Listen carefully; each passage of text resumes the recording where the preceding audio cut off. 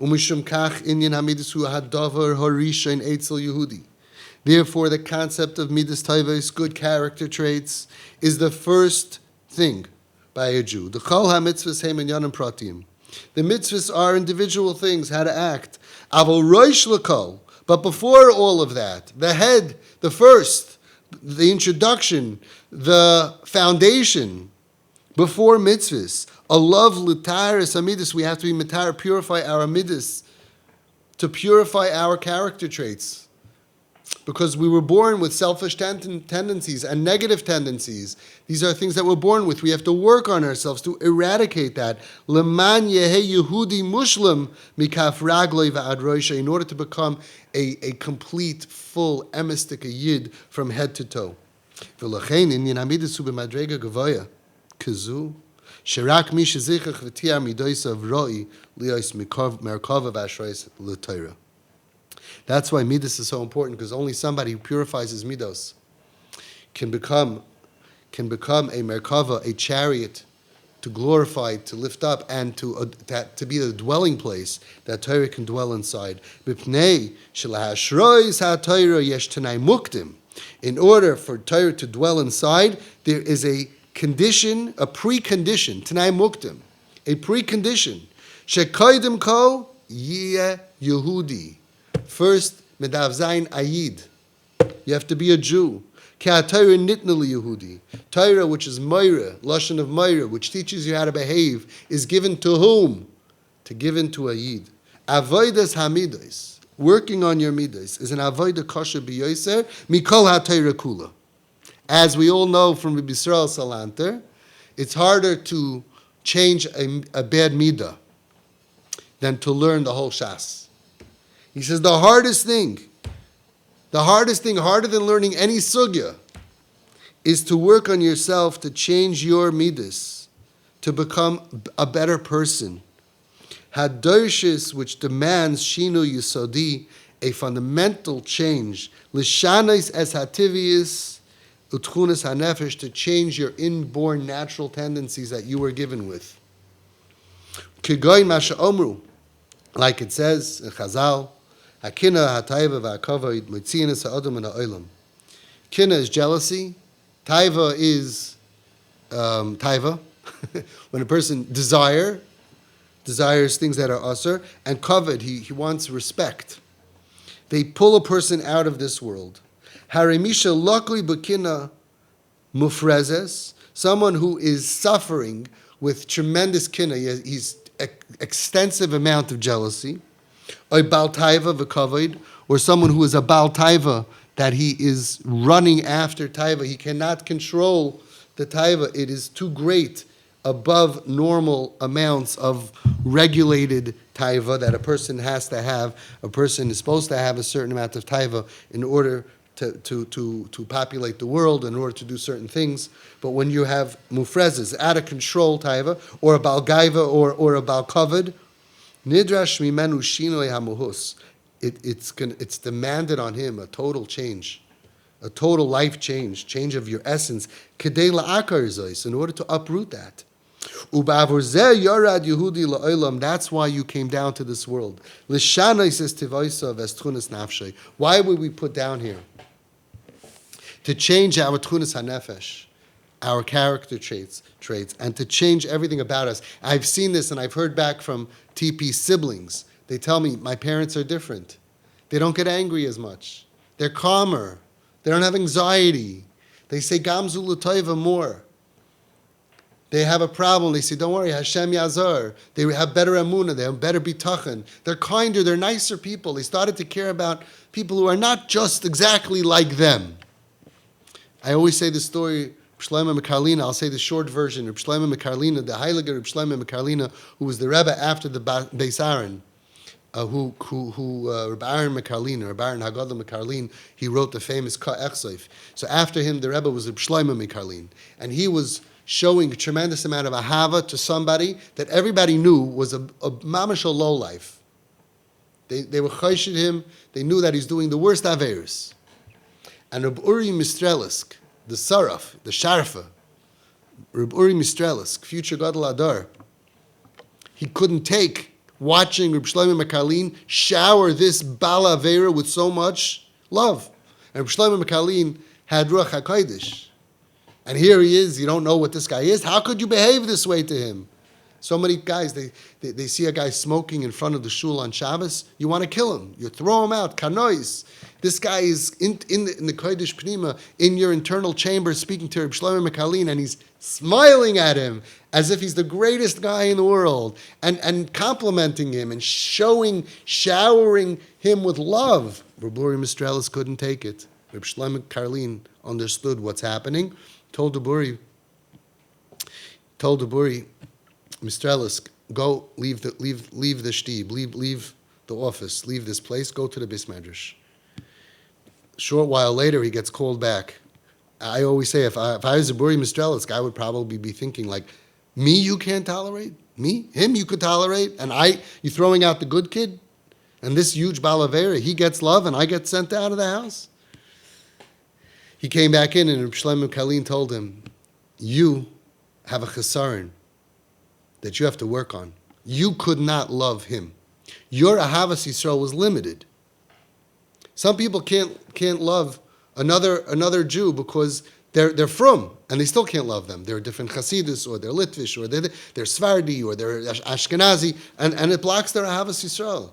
And some people can love everybody from, but not if they're not from. Ahavas Yisrael is for every Jew, unlimited. He said, I wanted to show you what real Ahavas Yisrael is. My Ahavas Yisrael, he says, I was even able to love that person. I know who he is, but he's a Yid, Hashem's son, and I was able to shower him with love. So somebody who's suffering, he's lakui, he's lacking in his bad midos. One of the hardest problems is that he doesn't realize it. He thinks, I'm always right, I'm always better, I never miss minyan, I'm a big Talmud Chacham, and I also give tzedakah, and I'm being honored. That person can't be helped. Sometimes it takes a catastrophe for that person to wake up, to be so broken that he realizes, I have to start from scratch. And the worst part about that person, his learning is just another thing that makes him have worse midos, because I'm also a Talmud Chacham. And I'm also better than you. His Torah, his davening, his mitzvahs, he uses to make himself even bigger. Moshe Rabbeinu didn't do that. He was Anav Mikala Adam. Tzaddikim didn't do that. They didn't use their Torah to boost their ego and to make them monsters. But people who have bad midas, not only do they start off with bad midas, but the Torah that they learn and the mitzvahs that they do, they make them worse. It's samamavis for them. They're out of control. They put people down. They have to be a kanoi. They don't have good midas. You're not a kanoi. You have anger problems. Everybody who thinks that they're everybody who they want, I'm a kanoi. You have to be very able to be a kanoi. You have to be very careful. We have a lot of rules on being a kanoi. Blasting people and blasting things is not a kanoi. You're just a balgaiva. That you think that you're entitled to an opinion, and you think you're allowed to hurt other people and knock other people, and you have a huge ego, and you have an anger problem. And you're doing it in the name of Hashem. That's the problem, that Torah, the same Torah that takes a Rav Pam and makes him into an angel, and Rabbi Yaakov Kamenetsky, and Rabbi Gershon Edelstein, Yibadol L'chaim, Rabbi Gershon Edelstein Shlita, and Rav Steinman, and all the tzaddikim, the Torah built them into angels, the way they dealt with people. And the same Torah can make people who are monsters into big monsters. Because the Torah itself is only going to help you once you are a Jew who has a Mayach Yehudi, who has a Lev Yehudi. You are a Yid. And a Yid is someone who has sweet midos, who is mitalmidav shel Avram Avinu, ayin toiva, ruach nimucha, nefesh shvela, who works on himself, works on his anger, works on his self-control. Therefore, says the Nesivas Shalom, Nikras ha-Masechta b'shem Avos. Everybody says, why is this Masechta called Avos, fathers? You know why? Avos meklal de'ika told us. You're learning Baba Kama, right?